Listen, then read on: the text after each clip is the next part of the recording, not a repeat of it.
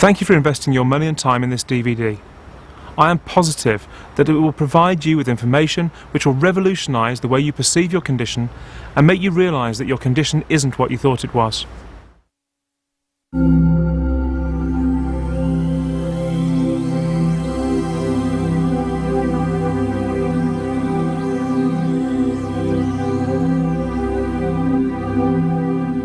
Hi, my name is Charles Linden. First of all, you'll have noticed that some of the menu items at the start of this DVD are in red and others are in blue. Those in red are instructional sections, meaning that you should revisit those sections as often as you wish in order to get tips and tricks and techniques that will help undermine your anxiety condition. Those sections marked on the menu in blue are informational. Whilst important, the blue sections are there to inform you rather than advise you on specific techniques. The most effective way to use this DVD is to first watch this whole programme through in its entirety, digest what you've learned, over a day or two perhaps, then revisit the DVD by navigating to the chapter of choice using the main menu. The red sections are the most important sections to revisit, understand and implement. These will give you instructions on how best to start on your path to complete anxiety reduction. The Linden Method Anxiety Elimination Media, like the DVD you're now watching, is all based on my personal experience of anxiety over 2 decades, together with vast amounts of research and experience helping tens of thousands of people eliminate their anxiety using the solution I discovered a decade ago. The DVD you're now watching is one of a group of DVDs. The group addresses each of the so-called anxiety disorders, one for generalized anxiety disorder, one for panic disorder, one for obsessive compulsive disorder, and one for phobias.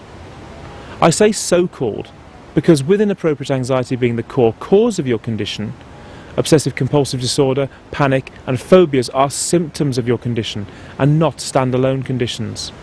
Without the underlying anxiety, these conditions cannot exist. I also use the word disorder with caution. It's a word I don't use lightly at all. Why? Because the word disorder suggests illness. Neither you or any other person who suffers from inappropriate anxiety is ill, neither physically or mentally. You have a behavioural condition, a subconscious anxious condition caused and perpetuated by habit. Yes, your anxiety and every symptom, thought and sensation it presents in you is caused by habit, learned behaviour, deep in your subconscious mind. But there's something simple and targeted you can do to reverse this habit. Remove the inappropriate anxiety and these disorders fade away. Fact. I've seen it work so many times now. The Linden Method is a program of recovery which provides a structured anxiety elimination method which has been implemented by tens of thousands of anxiety sufferers worldwide. A solution so simple to use and it slips into your daily routine unnoticed. These DVDs are designed to inform you on how you can start to understand your condition fully, in the correct context, and therefore begin to remove the fear of your symptoms which perpetuates your condition. When you reach that point, you will see that by removing the fear of fear, you disable the core of your condition.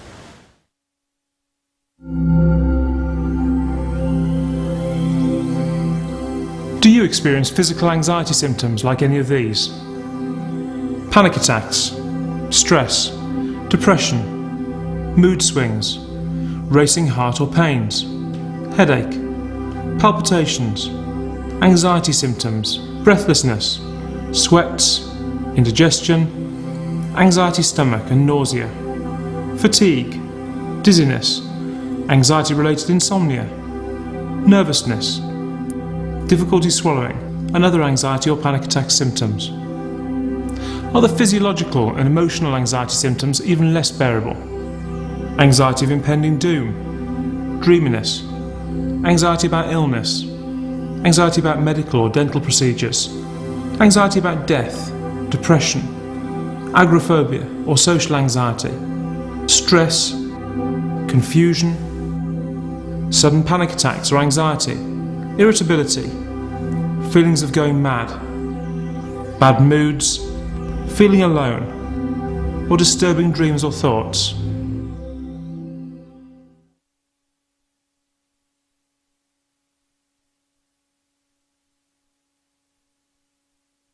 Like most anxiety and panic attack sufferers, you're probably feeling lost, desperate, and more scared than ever before. Whether you experience panic attacks, obsessive compulsive disorder, agoraphobia or any phobia, post-traumatic stress disorder, social anxiety or generalised anxiety, I assure you that by understanding the advice presented in this programme, you'll be able to see that your anxiety is not at all what you think it is, and that you can disarm it completely, and that you will reclaim your life. Before you watch this DVD, I want you to know that I'm not academic, at least not in psychology. I've never professed to be. I don't hold a string of medical qualifications, and of that I'm glad. Medical qualifications mean that the practitioner is, on the whole, restrained by the discoveries and solutions of other people, and that these solutions are restricted by the structure of prescriptive and psychological practices, such as psychology sessions, prescription medicine, or psychiatry. I won't and don't advocate the use of drugs, and my solution is far removed from psychological practices. It's simpler and much, much faster, if done correctly. I know what it feels like to be robbed of potential. I know what it feels like to be scared all the time. And I know what it feels like to live in hope that one day I'll be free of my anxiety and all of its devastating symptoms. Unlike most experts, I'm an authority on anxiety partly because of the years I spent sharing my life with it, actually over a quarter of a century. This picture was taken during my anxiety and panic disorder years.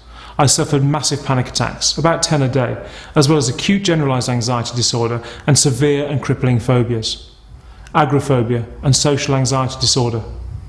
I also experienced depersonalisation, derealisation and frightening feelings of sadness and depression. Anxiety and panic attacks ruled my life. So I know what you're going through. There isn't a single physical sensation, not a symptom, not an emotion, that I haven't experienced during these years. There seemed to be no hope of recovery for me. I tried cognitive and alternative therapies, hypnosis, meditation, anxiety disorder diets, anxiety disorder groups, anxiety disorder medication, stress management, and more, but nothing worked.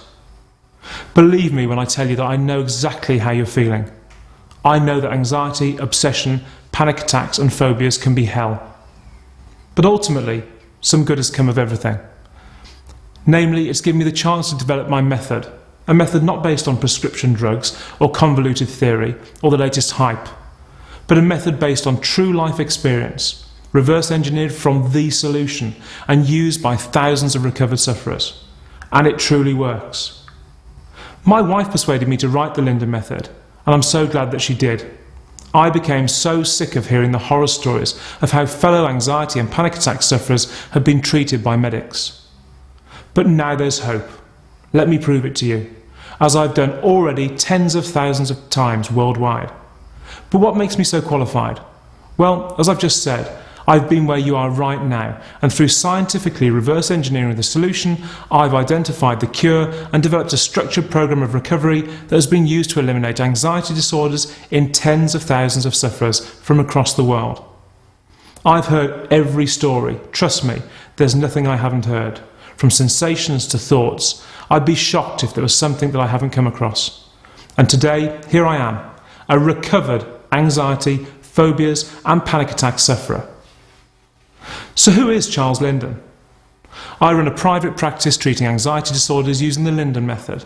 I'm married to Beth, the angel that tolerated me through a decade of anxiety, panic attacks and phobias, through all the irritability, confusion and depression. I have a son called Charlie and a daughter named Florence, the family I thought I would never have. And it's because of this gift, this second chance at enjoying a full and fulfilling life, that I want to share my method with you. Now you simply have to ask yourself what you want out of life. What do you want to achieve? Where do you want to be in 4 weeks from now, 12 weeks, 12 months? Determine what you want, all that you want to stop, and all that you want to start. And then believe that you have the ability to stop your condition in its tracks. Start your life afresh with a blank sheet, without worrying about lost time, but simply looking forward to what is yet to come. Stop self-obsessing about what's wrong with you. Start looking at all the positive and all that's good in your life. Stop feeling anxious, living your life in fear, and waking up with that feeling of dread. Start looking forward and making plans for your future. Stop feeling physically drained. Start to feel strong in body and mind, as though you're 10 years younger. Stop living defensively frightened of putting your head above the parapet, and start enjoying life again.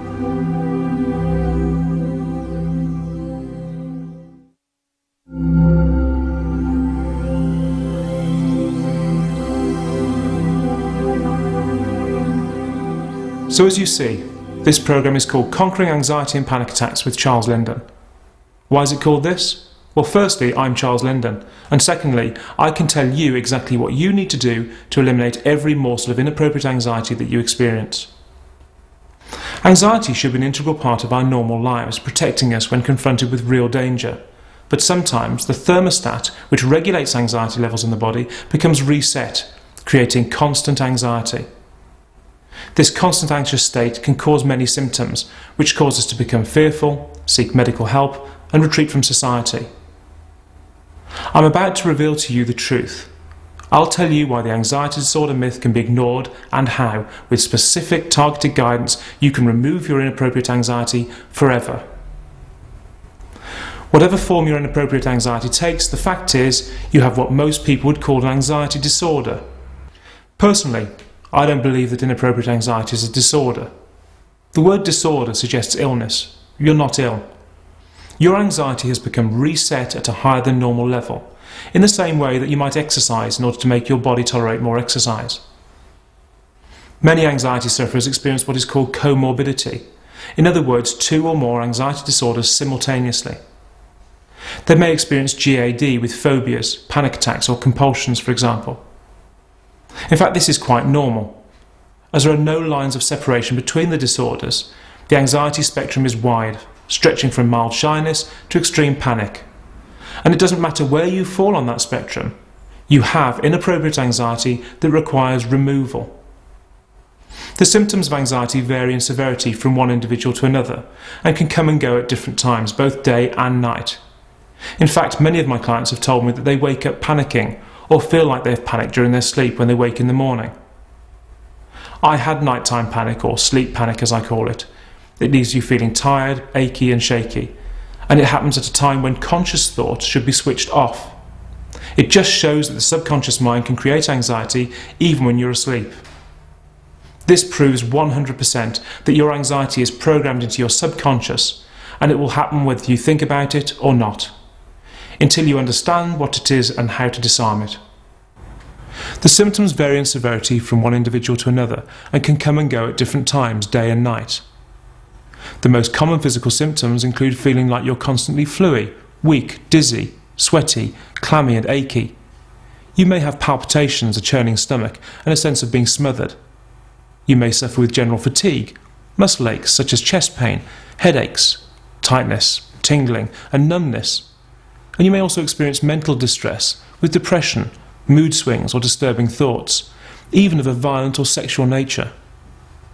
You may well worry about your health and feel that you're suffering from life-threatening conditions, and you might also visit your general practitioner or other medical practitioners regularly in order to receive assurances about your health. All of this is the normal, expected behaviour of a person with anxiety disorder. It's the way each and every one of my clients behave, and that's tens of thousands of people from every walk of life, from every corner of the world. Many of these symptoms can be explained easily, but I prefer to call them sensations, not symptoms. The word symptom is used to describe what we experience during illness. Inappropriate anxiety isn't an illness, so we can't experience symptoms. That makes sense, doesn't it? Yes, you heard me correctly. Your anxiety condition is not a disorder, and it's not an illness. There is nothing medically wrong with you. Nothing which requires psychiatric or medicinal treatment.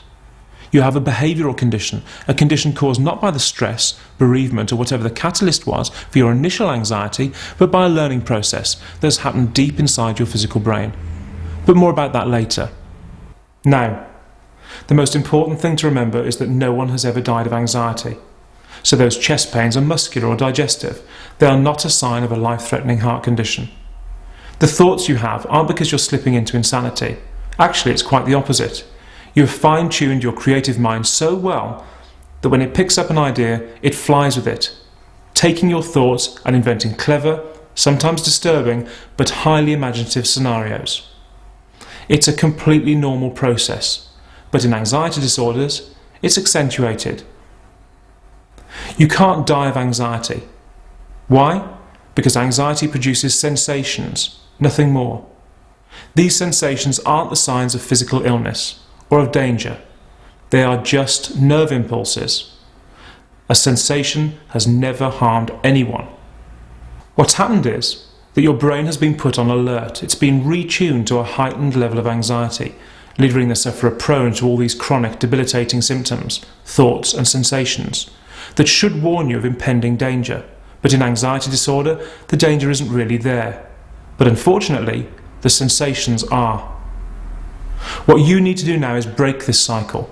You need to reset your brain to a normal level of anxiety.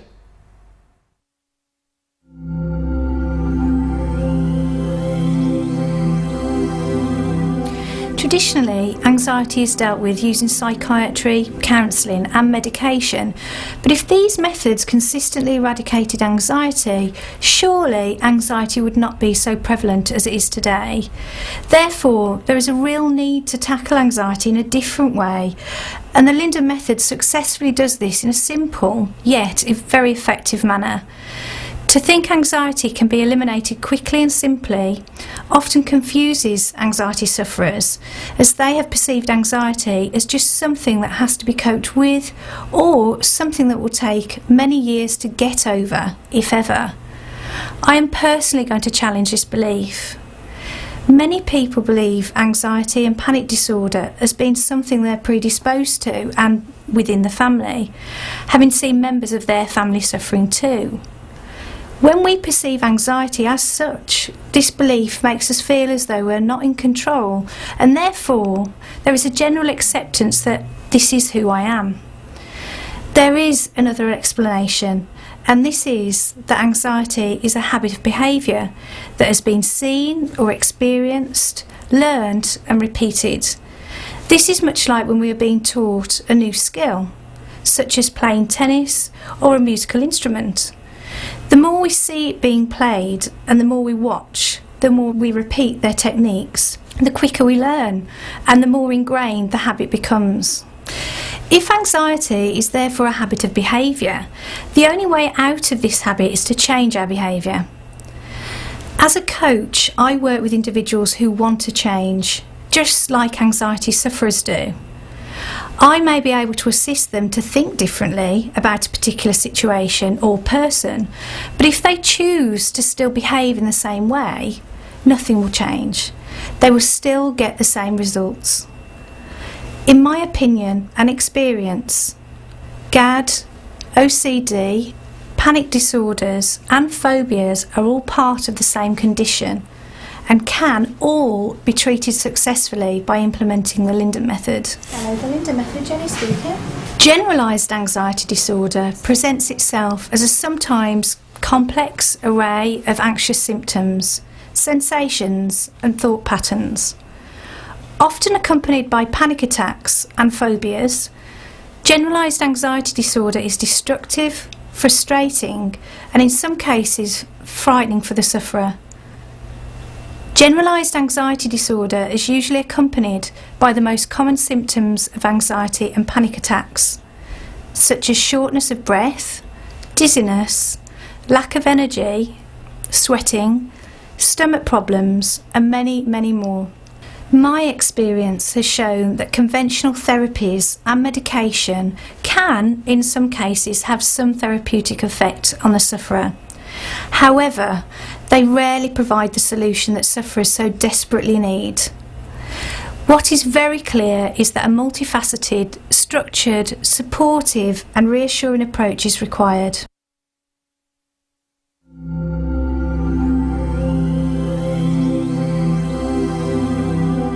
My anxiety, I feel, started as quite a young child really, but was fairly mild, so that it would be affected by perhaps an examination at school or a new situation that I was going into. And I found that as I went into my adulthood, it became a little bit more severe, so that it would sometimes affect me doing day-to-day activities. I think what happened is that I became used to that level of anxiety, so it becomes normal in your everyday life, and then it started to affect me more and more as I enabled it, I suppose, to take over. So then I would develop quite severe feelings of panic. Since childhood I've always been anxious, and About 10 years ago, I really started suffering with anxiety and panic attacks, but sort of got a little bit better. My main symptoms were generally just feeling really, really anxious all the time, basically. I had chest pain, I had shortness of breath, I had distorted thoughts, which was really scary. But generally, yeah, I just felt really anxious. I did experience panic attacks, and they were very sporadic. Sometimes I would experience them once a month, then they'd go away, and then all of a sudden they'll come back again. When I was stressed, I found that I had a panic attack, basically. If I was thinking about anything, if I was stressed with work, anything stressing me in my life, then it would bring it on. My anxiety started when I was 19. I had a close family bereavement, and it was a tragic loss. So much so that was the catalyst that started my anxiety. Before then, very happy, go lucky, confident, cocky sort of character, and very, very happy. I would experience symptoms such as difficulty swallowing, feeling aware of my breathing and my heart rate, very, very sweaty, and just a feeling of dread and panic inside. I remember one day driving out of the village that I live in and actually getting to the boundary and having to come back home and just bursting out crying to my husband, saying I just can't go past that boundary. On a couple of occasions it was so severe that it actually stopped me in my tracks, and I felt that I just could not step any further. I became very shaky, very sweaty and very tearful. Went to the doctors, prescribed medication and sort of antidepressants, and it just sort of went from bad to worse. It wouldn't necessarily be the case that they'd come on and I'd know they were. It would just be, I could be relaxing, watching the television, and they would just start and take over me. It was like something was taking over my body. On a couple of occasions I've actually been to the accident and emergency room, convinced that I'd suffered a heart attack, which of course in the end turned out that I hadn't. And these panic attacks would come out of nowhere. I would be home relaxing, and suddenly my heart would start racing, and I would call the emergency services and be taken to hospital and feel really stupid afterwards. I did experience obsessive behaviours. I couldn't go to for instance, I couldn't go into a video shop that I went into when I had my first panic attack. I just would not go back in there because I was so scared that I would have another one, and I just didn't want to lose control. My obsessive thoughts were really, really scary. Mine manifested themselves as a fear of harming other people, especially my partner. I'd be terrified that I would actually put a knife in her, and I would have all the thoughts and sensations and the images in my head about it, and it really, really only created further anxiety for me. Those were the worst obsessive thoughts I had, but they were horrible enough in themselves.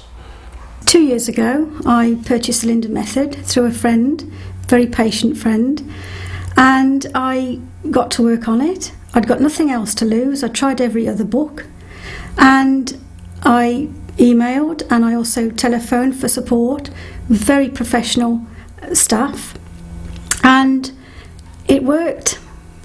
And I'm actually living proof that it can work.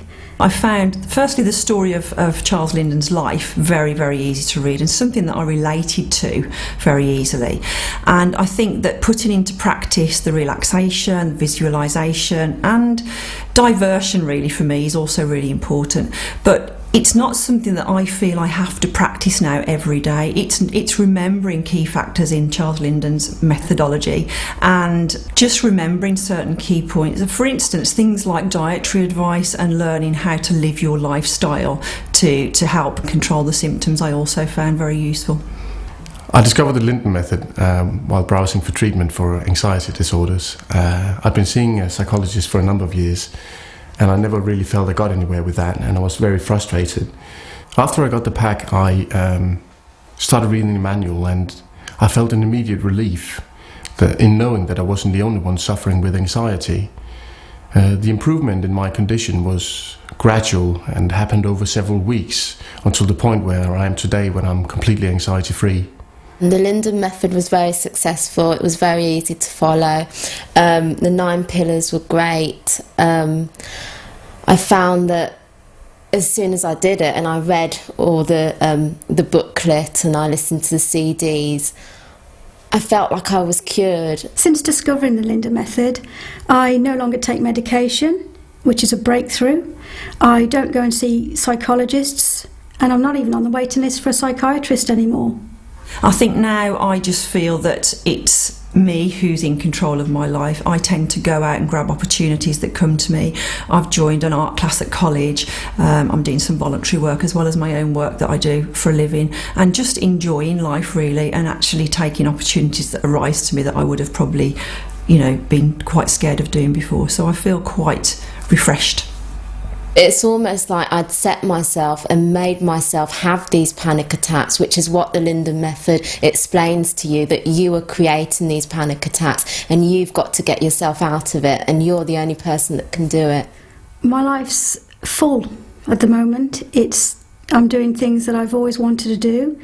I've got a good, active social life. My relationship with my 17-year-old son is just fantastic. We go out, we've just been on holiday together, and those are all the things that I couldn't do before, and now I'm there. I'm out there, I'm living my life.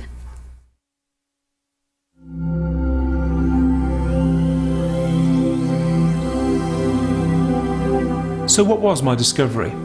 Okay, listen carefully, here's the science bit. Every single anxiety disorder, panic attacks, phobia, OCD and PTSD sufferer has a condition that is caused and perpetuated by the exact same thing, the amygdala. The amygdala is a small almond-shaped organ in the brain and is part of the limbic system.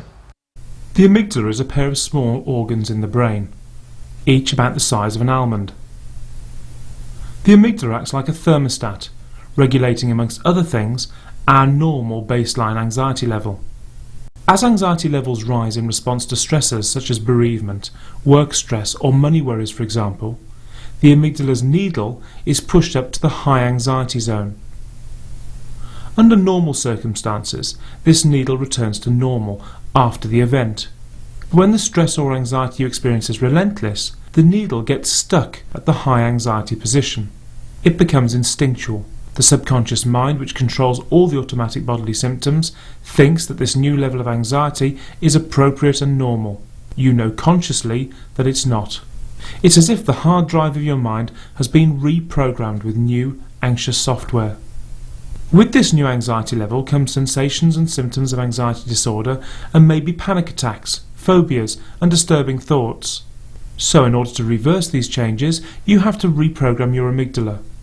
Because the amygdala only responds to direct input, you require a method which addresses the amygdala directly, eliminating the anxious behaviour and replacing it with non-anxious behaviour. The Linden method does exactly that. It shows you exactly what you need to do today to remove the inappropriate anxious response tomorrow. And it can be that fast. Once your subconscious has this new set of rules, it can't turn back. The fact that the amygdala is integral in controlling anxiety levels is common knowledge amongst scientists world over. And this is confirmed by mental health practitioners, psychophysiologists, neurologists and psychiatrists. No matter how bad your symptoms are, no matter how long you've had anxiety, and no matter how terrifying your panic attacks are, this tiny organ is 100% responsible.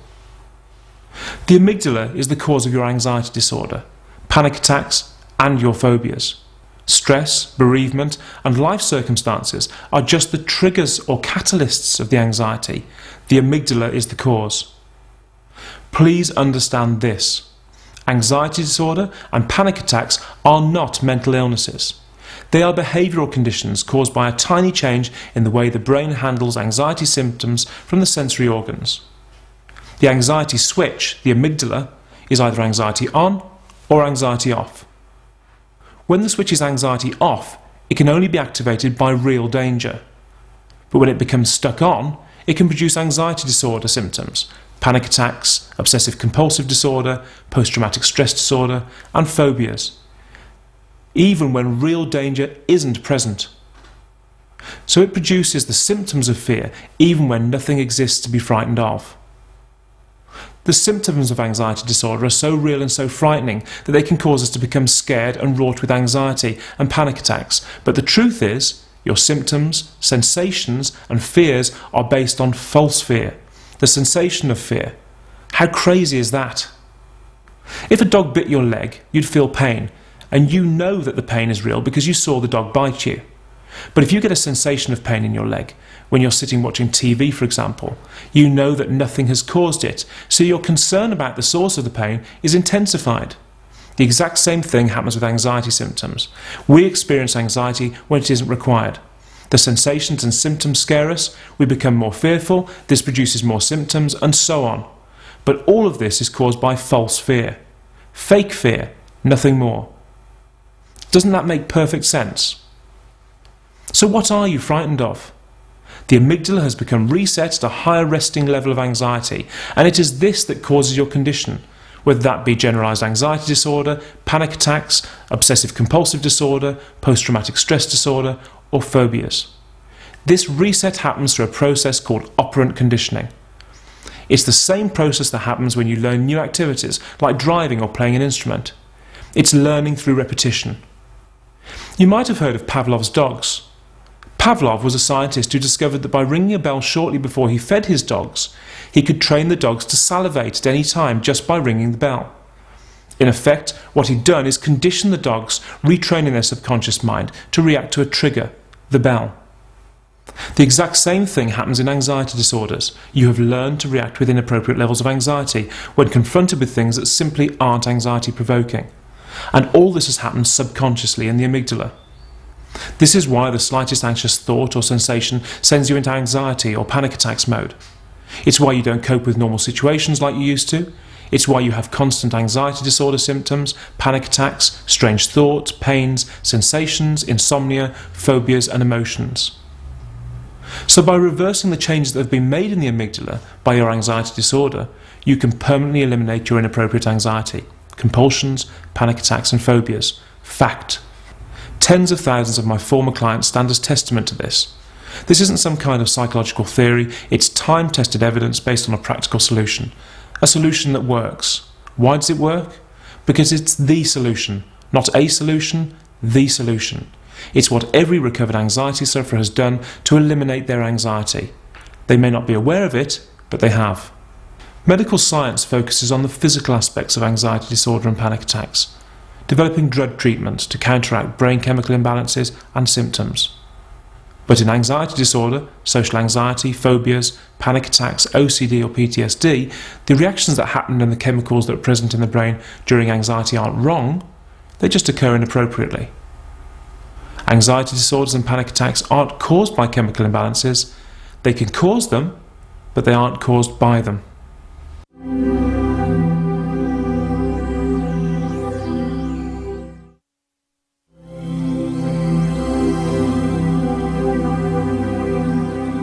So what is anxiety? Anxiety disorder is a habit, a subconscious, anxious habit, which becomes so ingrained in our daily routines that it becomes habitual. In fact, deeper than that, it becomes instinctual. Through operant conditioning or learning through practice, which is the way we learn all new behaviour and skills, from riding a bike to playing an instrument, it's learning by repetition.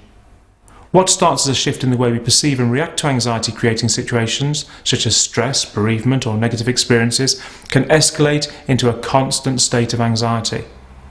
But as I said before, this is not real fear. It's an inappropriate, false fear. The sensations you experience may be completely foreign, disturbing or even frightening. However, they are not fear, but the sensations of fear.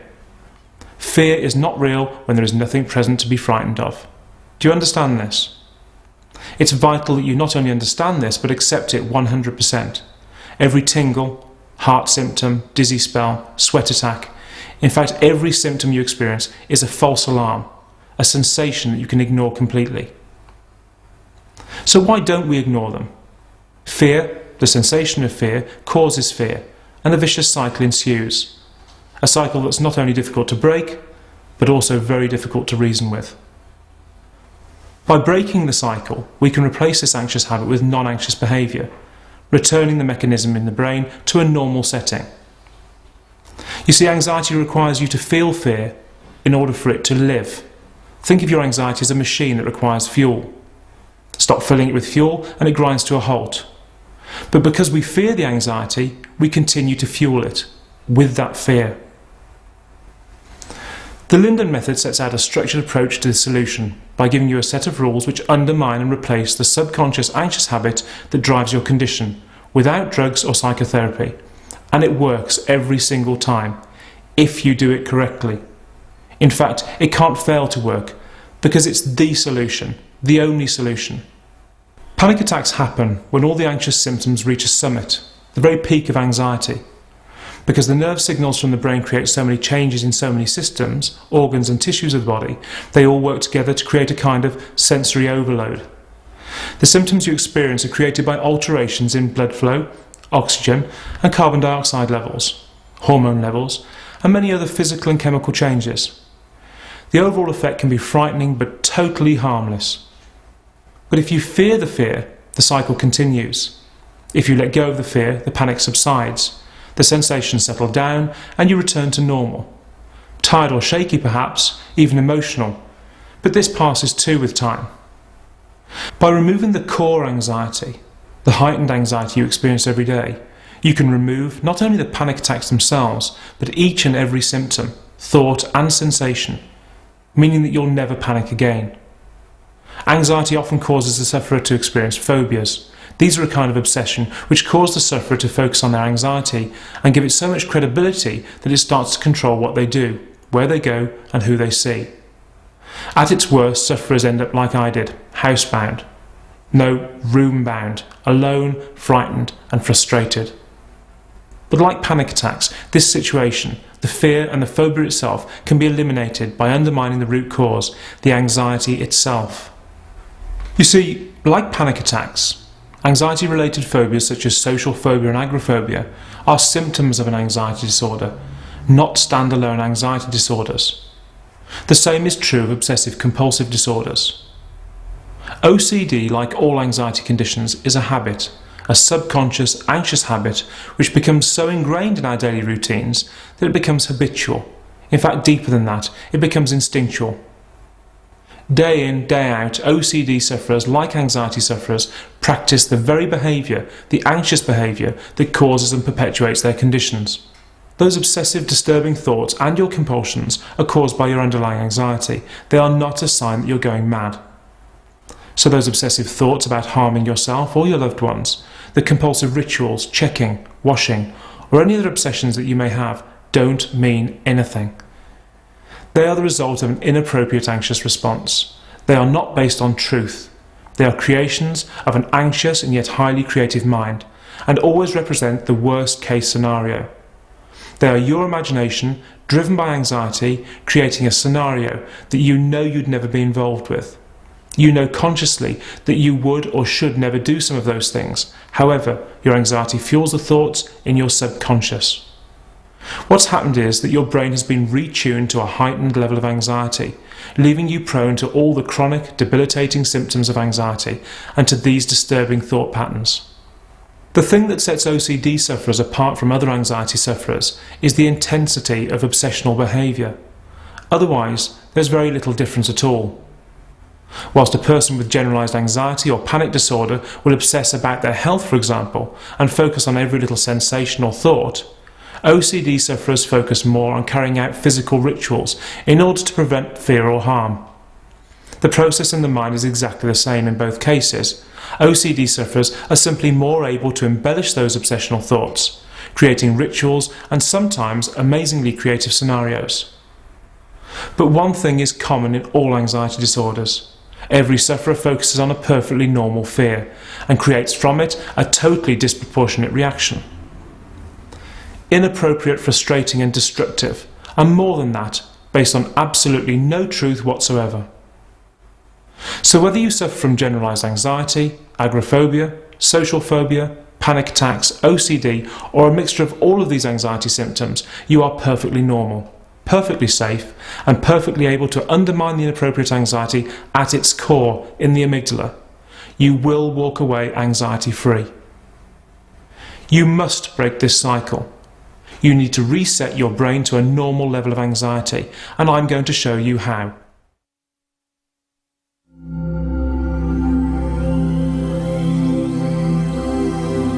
There are certain conditions classed as mental illness which require medicinal treatment because they're caused by chemical imbalances in the brain. Anxiety disorders are not mental illnesses. Neither are they caused by chemical imbalance. Anxiety disorders are behavioural conditions, and whilst they can cause changes in the level and control of certain bodily chemicals, using medicine to change those levels back does not undermine or eliminate the underlying behaviour which fuels the condition. With my method, I encourage people to consider coming off medication eventually, but to do so at their own pace and under the supervision of their medical practitioner. Some decide to go it alone, following a structured withdrawal program which reduces their dose at regular intervals. Others go cold turkey, stopping their medication abruptly. This can create withdrawal symptoms and what is called rebound anxiety, an abrupt and intense return of all the anxiety symptoms which have been restrained or hidden by the medication. Why is it so important to come off your medication? Well, why use a band-aid to cure an ingrowing toenail? It hides the offending wound, but take it away and the wound's still there, getting gradually more and more septic. Essentially, how can you possibly hope to know the extent of your condition and the degree of your recovery if you don't get a realistic view of it based on true feelings and sensations? If you mask or suppress them with drugs, they'll just jump up and bite you in the butt as soon as you remove the drug. Think of an athlete who injures himself, breaking a bone in his leg. He'll seek professional advice and will no doubt use painkillers during the initial phases of the injury to mask his acute pain.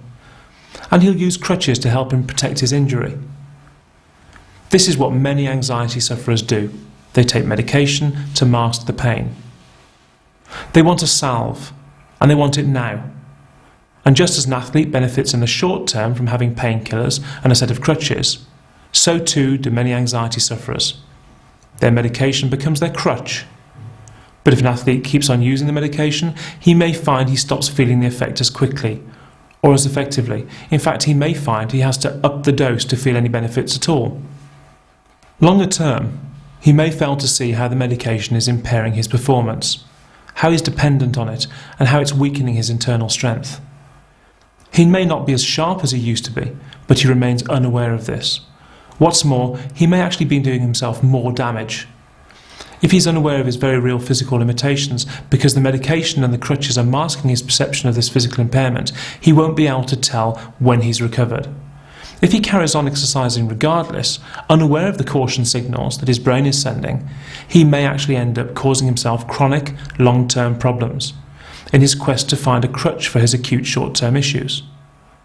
In much the same way, people with anxiety turn to medication, not thinking of the potential long-term problems and only really considering the short-term salve because it's fast and simple.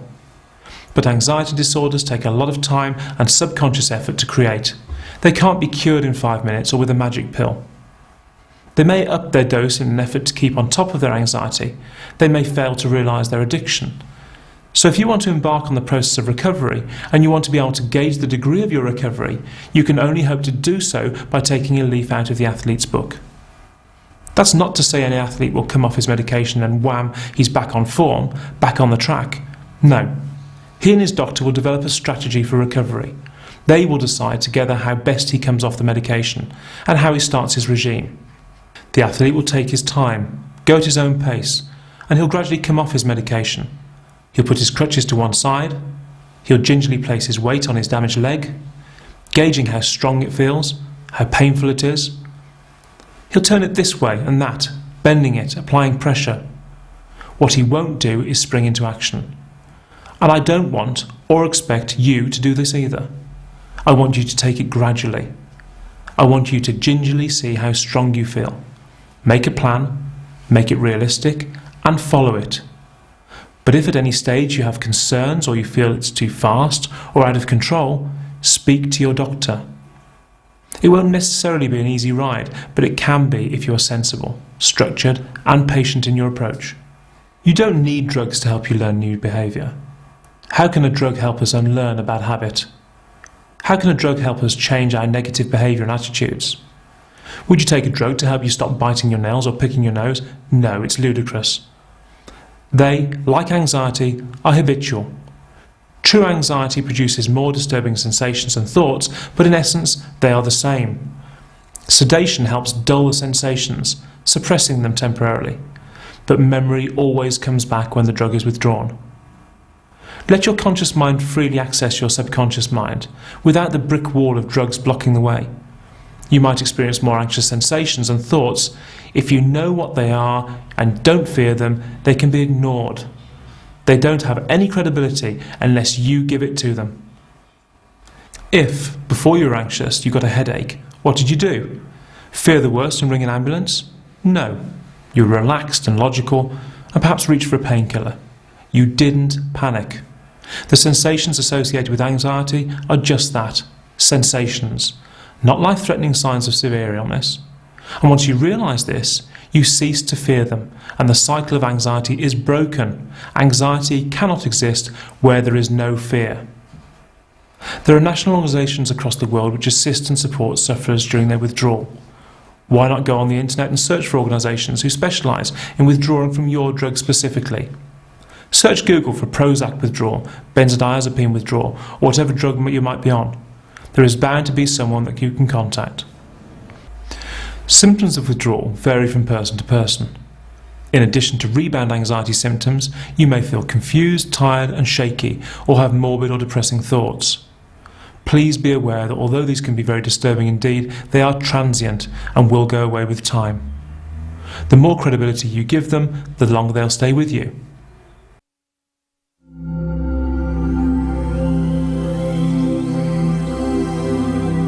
I describe diversion as the first element of my holy grail of well-being. Do not take this lightly. Many people will tell you to occupy your mind or find something else to think about as a flippant way of saying pull your socks up. This is not what I mean. Done correctly, diversion techniques can allow the conscious mind to stop focusing on the conscious element of an anxiety disorder, allowing the subconscious mind to become reprogrammed with new, non-anxious behaviour. Think back to Pavlov's dogs. Repetitive conditioning, structured learning will return you to a normal level of anxiety. Diversion and activity, which creates new patterns of behaviour, replacing the anxious habit with non-anxious behaviour, rendering the old behaviour obsolete and replacing it with new non-anxious behaviour. The brain welcomes and adopts the new behaviour simply and quickly. Why? Because it's so much simpler and less tiring to be non-anxious than it is to be anxious. So you see, by reversing the learning process that created your anxiety disorder in the first place, in a very structured way, you can eliminate the very core of the disorder permanently. It's important that you stop relying too heavily on other people. Relying on others provides only a temporary crutch, and you need to face this situation head-on and alone. Wherever you go on this planet, you'll always be with you. You are the only person that you can rely on to get you well. There is nothing anyone else can do to help you. No one can say or do anything to remove your anxiety. So why waste energy and time trying to get something which simply won't help? All you'll do is constantly remind your subconscious mind that you're anxious. You will perpetuate your anxiety by practicing being anxious, simply by asking for help. See how that works? Has anyone ever stopped a panic attack or anxious sensation for you? No. It didn't harm you last time, and it won't harm you this or any other time. You want support, but people who you look to for help are feeding the anxiety. Their intentions are good, but the effect is negative. By being there for you, all they're doing is supporting the anxious habit. They are saying to your subconscious, you need me. I am your crutch, and because you need me, I will allow you to keep leaning on me. I won't allow you to replace your subconscious, anxious habit with non-anxious behaviour. By being your constant crutch, they are perpetuating your anxiety. You are alone with this. No one can help you but yourself.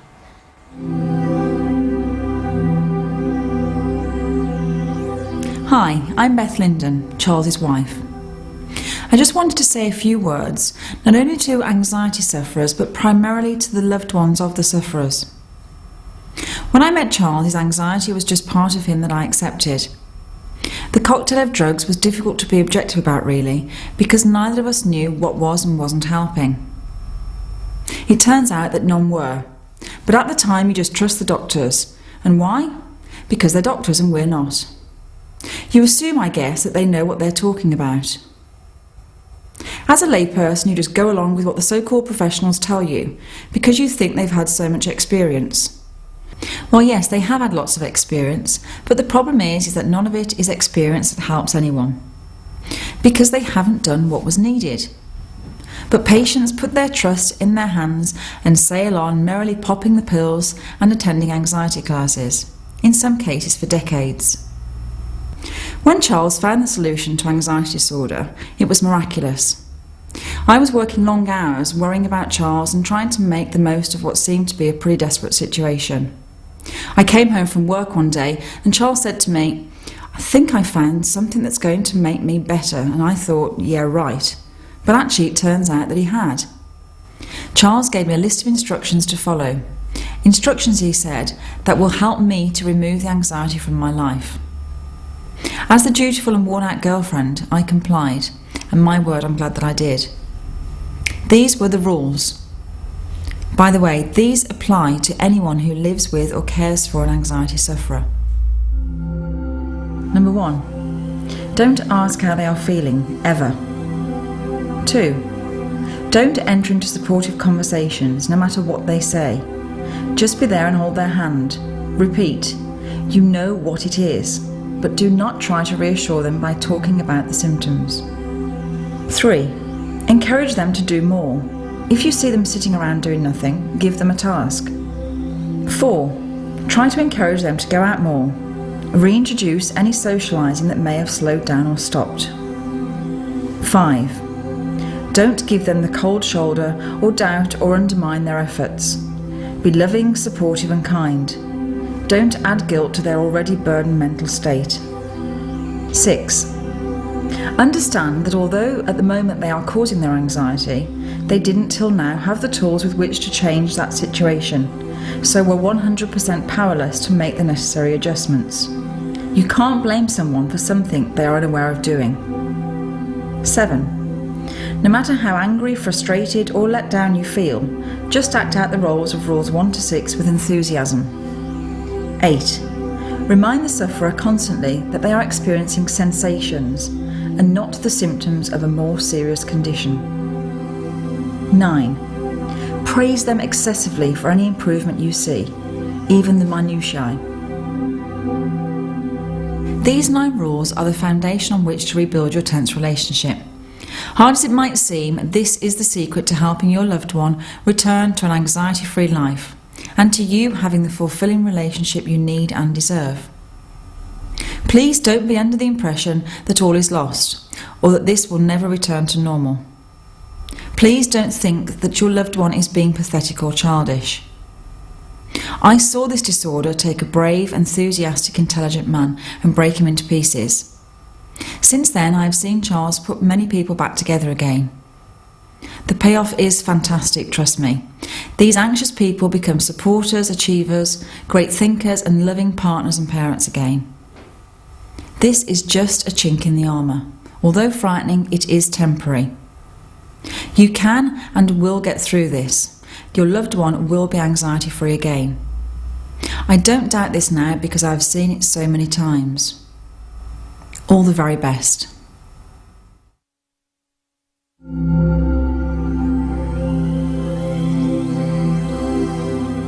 There are a number of practical issues during recovery which are of specific benefit and which serve to create physical changes that support and assist your recovery. The main ones are 1. Breathing exercises. These can help you to relax and control sensations, but contrary to what many practitioners believe, rarely actually cure the anxious response. Breathing will be corrected naturally when you've eliminated your anxiety. 2. Visualization exercises. Very useful to divert and relax, visualization exercises give your subconscious mind the opportunity to refocus and heal. 3. Posture.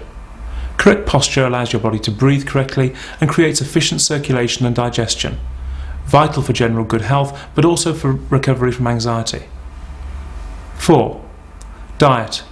It's essential that you minimise or eliminate those substances which can create anxious responses, caffeine, tobacco, stimulants or drugs for example, and that you embark on a balanced and level diet, avoiding sugars and fats and ensuring that you receive regular small meals. Balancing every system in your body will create equilibrium and harmony in every system that is affected by your anxiety. Correct breathing is a vital element of your journey to well-being. Why? Because your body is like a well-oiled machine, and that requires fuel, food and air. Your autonomic nervous system is affected by stress and muscular tensions, and it affects breathing patterns. And it also upsets natural body chemistry. Correct breathing can decrease your heart rate, decrease your blood pressure, decrease your metabolic rate, decrease muscle pains, and increase circulation. Efficient breathing techniques are vital for alleviating many anxiety symptoms, for example, hyperventilation, dizziness, smothering sensations. Master correct breathing and you will conquer your symptoms. However, simply by changing the way you breathe, you cannot undermine and eliminate an anxiety disorder. It is vital that you understand that whilst it's very important indeed to try to breathe correctly, your breathing will only return to normal after you have eliminated your inappropriate anxiety. Hyper and hypoventilation are both very common features of anxiety disorder. They can remain with you until the disorder has gone completely. Just consider your shortness of breath as you would any other anxious sensation, meaningless and powerless. The sooner you do this, the sooner every sensation will retreat.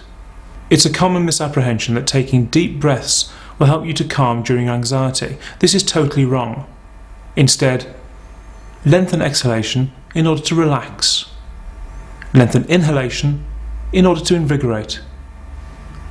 By breathing calmly and regularly in average breaths, you'll feel calmer and less anxious.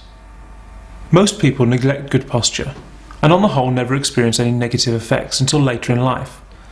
Some suffer from bad backs, some from circulatory problems, but the effects of bad posture can be far-reaching and sometimes very serious. For somebody experiencing anxiety, bad posture can have a profound effect on the way they feel. So what is so important about posture? If muscles, bones and organs are compressed, restriction will affect breathing patterns. Fear and anxiety affects posture. Psychologically, we want to protect and shield our bodies, so typically anxious people tend to huddle up into a ball like a hedgehog.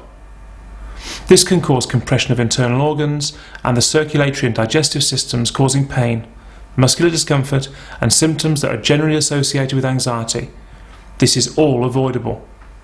So, improve posture for immediate benefits. You could also try yoga or tai chi, which promote muscular strength, good posture and breathing, and are fun, simple, and not at all strenuous to practice.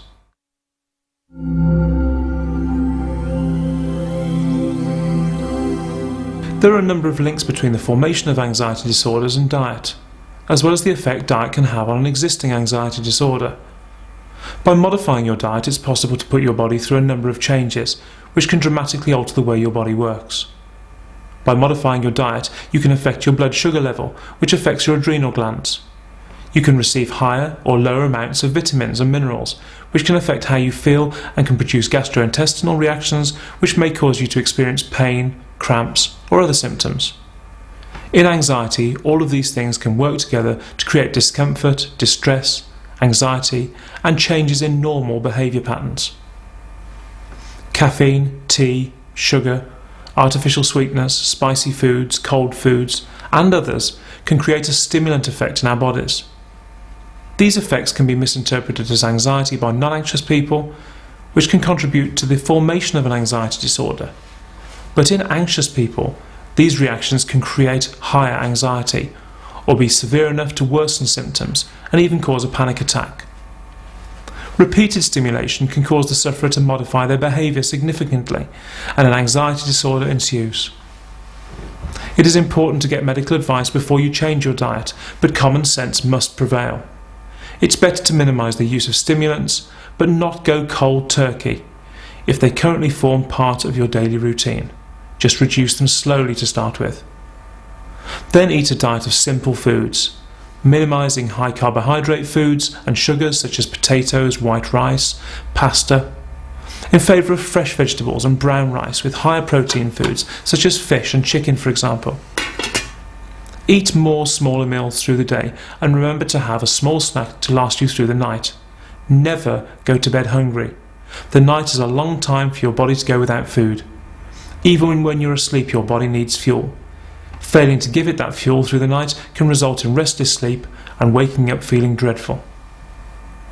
And now my secret weapon, chamomile tea. Drink 4 cups through the day. Make them with boiling water, but allow them to cool to lukewarm before drinking. Drink 3 cups equally spaced throughout the day, and then a 4th cup half an hour before you go to bed. This will calm you and help you to control your anxiety, but also soothe the digestive tract. Chamomile has been used medicinally for centuries and is gentle but highly effective. By taking control of what you eat and drink, you can balance your bodily systems which work together to create well-being. You'll be amazed at how much this will help you to overcome your anxiety once and for all. It's a vital and firm foundation for your total recovery.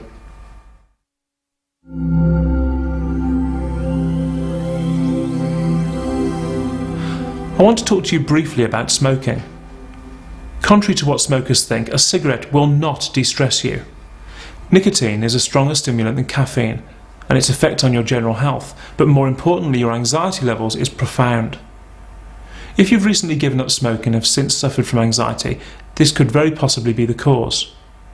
If you have anxiety disorder but still smoke, you need to understand that giving up is not the right thing to do at this point in time.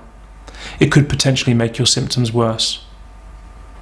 When you smoke a cigarette, you receive a hit of stimulant, which has an immediate effect on your physiology. Immediately, systems within your body create a sudden rise in your blood sugar level, giving you not only a nicotine fix, but also a sugar fix. The body then has to equalise the blood sugar level by releasing insulin to the blood and neutralising the sugar. When a smoker stops smoking, their body stops receiving not only the nicotine, but also the sugar hit. The person often goes straight back to smoking, or alternatively often eats food to compensate for the drop in blood sugar level. This is why they put on weight. A sudden drop in blood sugar level caused by smoking cessation, coupled with withdrawal from nicotine, can and often does cause the person to experience higher than normal levels of anxiety, and many then develop an anxiety disorder. So what should you do if you have an anxiety disorder and currently smoke? Cut down 20 to 30%, but don't give up. You can tackle that later. If you've already given up smoking recently and can see that this was the point at which you developed anxiety, don't restart smoking. You already have the anxiety disorder, and by stopping smoking you won't reverse its creation. You'll just add nicotine and sugar issues to the problems. Cut down gradually. What about alcohol? Alcohol similarly affects the body as a stimulant and as a source of high levels of sugar. If you currently drink alcohol regularly, just cut down to a sensible quantity. Use your governmental guidelines for safe limits to guide you. If you have recently ceased drinking and have subsequently developed anxiety, the anxious habit is now in place. So don't start drinking again. Instead, remove the inappropriate anxiety with a structured anxiety elimination program such as the Linden method.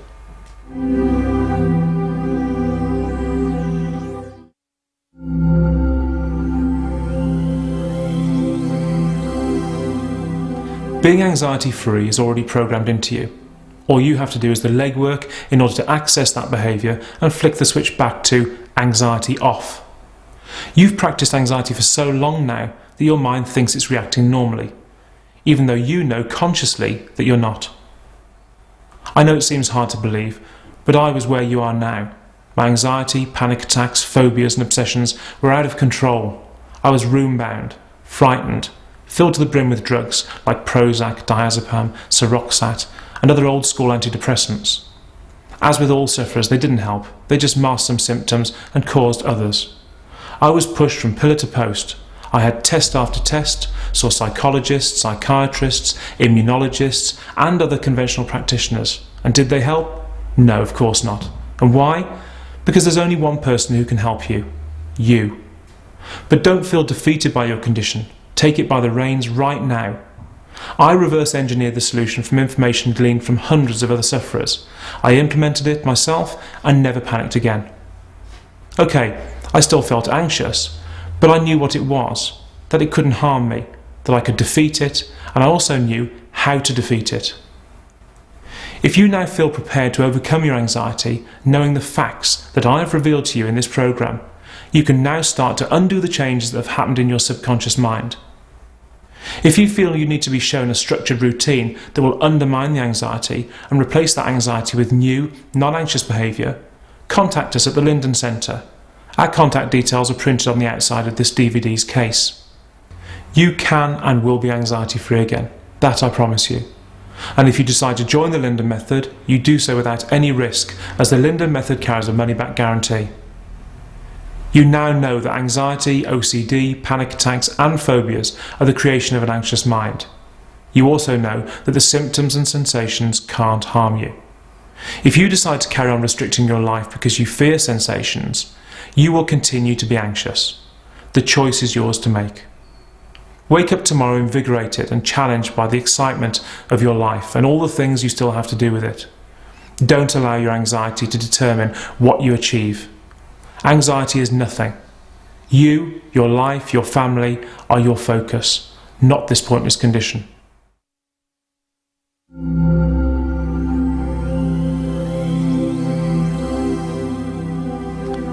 Okay, so let's put this all into context as a list.